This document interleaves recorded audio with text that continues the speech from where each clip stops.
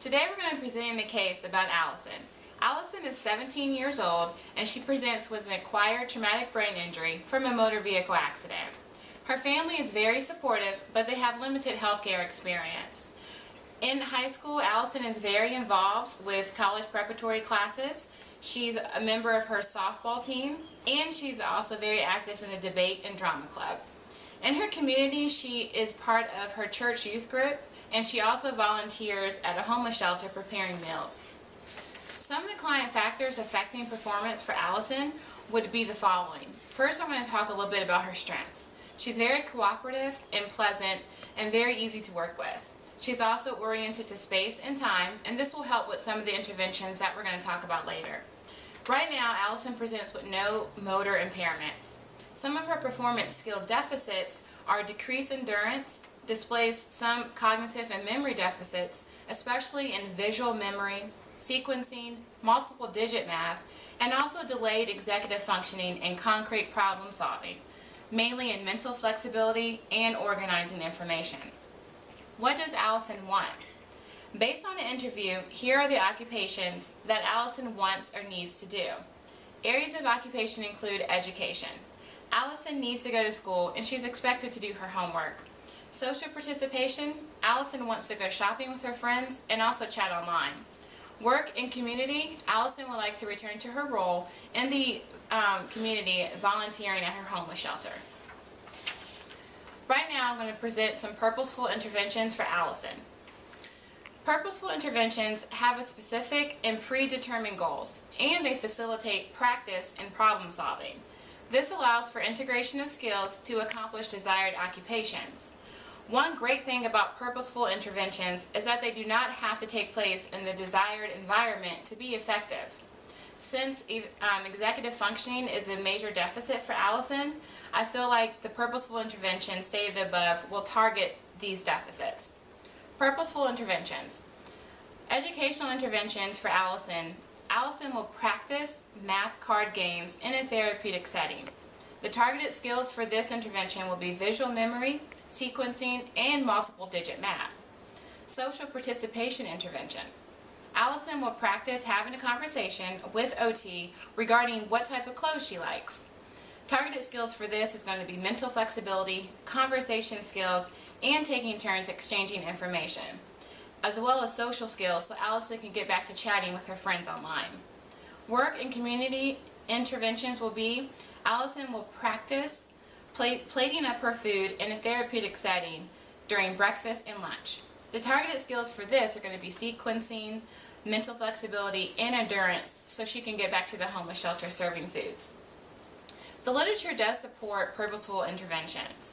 One of the definitions that I found in her framework was just the definition of what an intervention is, and that is to provide assistance to the client in reaching a state of physical, mental, and social well-being, to identify and realize aspirations, to satisfy their needs, and to change or cope with the environment.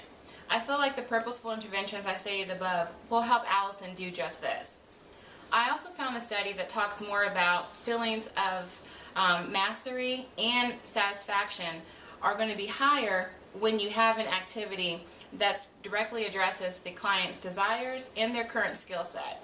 This increase in mastery is going to lead to more positive outcomes in a therapeutic setting. The last study that I found was between two different scientists, and what they found was that with a traumatic brain injury, one of the most disabling aspects of this is the executive functioning impairment that clearly Allison is struggling from right now. With a traumatic brain injury, they found that the type of purposeful interventions that targeted specific behaviors were most effective in the interventions. Thank you for that, Felicia. And while you present a strong case, I disagree. Okay. Occupation-based intervention is treatment that is desirable to the client, matches his or her personal goals, and occurs in its appropriate context. Typical occupations are used as therapy intervention. Occupation-based therapy should be done using a client-centered approach, which means gather information from the client about what is most important and meaningful to them. Based on what Allison needs to do, wants to do, and is expected to do, intervention should focus on the following. Allison needs to be able to get dressed. She should be able to get dressed in her own home, in her own room. This will help with sequencing, organizing, and picking out appropriate clothes for desired outings. She wants to be able to go to the mall with her friends. This will allow her to be social with peers and use simple math skills to calculate money to purchase items. Allison is expected to help with dinner and do homework at home. Doing actual homework problems will teach Allison sequencing, problem solving, and mental flexibility, and assisting her parents with dinner will help restore her skills for cooking at the homeless shelter. Treatment focused solely on performance components may fail to address volitional, attitudinal, and physical environmental barriers. The client's abilities to adapt to the environment may not be recognized if treatment is not occupation-based and done in the natural context. Occupation is meaningful and goal-directed and can affect an individual psychologically, emotionally, and socially in ways that purposeful activity unrelated to the person cannot. Occupation-based therapy is not restricted to the person experiencing occupational performance problems, but can also include people involved in supporting and caring for that individual, such as family and friends. Allison should be able to perform her occupations with family and friends who can provide support and encouragement. Okay. Well, Amy, you make a really good point, but I still disagree with you. At this stage, Allison is not ready for occupation-based interventions. She needs more practice.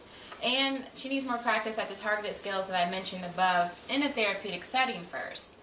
If Allison does not get this practice and she's out in her natural environment and she has a failed attempt at completing these skills, because you pushed her a little too soon, I'm just afraid that she will suffer from decreased volition and feelings of mastery. In addition, the literature that I found clearly states that for loss of executive functioning for TBI patients, purposeful behavior and purposeful interventions are more effective. So with that, I'm going to have to stand firm on my original viewpoint that purposeful interventions are much better for Allison at this stage in her life.